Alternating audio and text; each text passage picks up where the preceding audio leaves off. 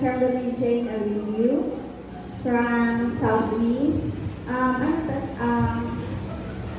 Representing South Wing, then Why Mama Mary? Huh?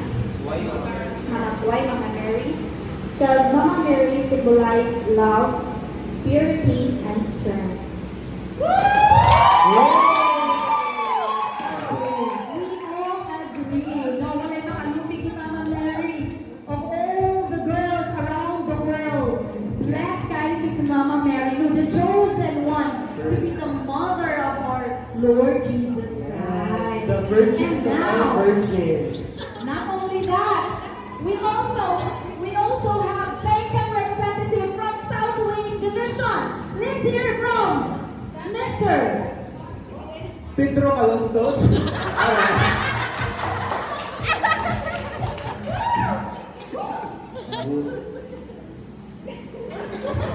So mayang hapon everyone.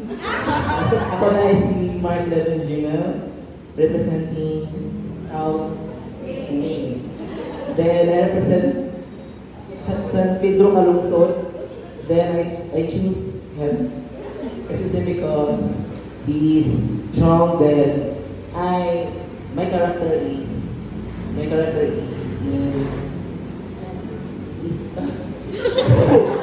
Kato ay character shoot ko.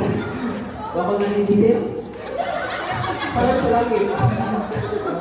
Ay, ang karakter mo ba sa Pedro Calungsod, ma'am, is kuan kanang na kuan sa kong karakter dito kay I am strong man then I can take any challenge. Yung shoes sa Pedro Calungsod. I should say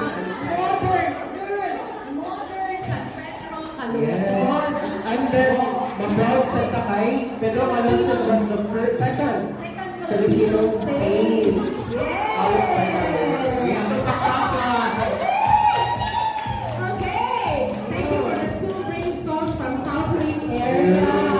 Diba? Di ba lang Oh, isa pa yung ako. Yes! And now, ladies and gentlemen, we want also to introduce our representative coming from North Wing area. Ano ko kanudoon mo? Masunod na.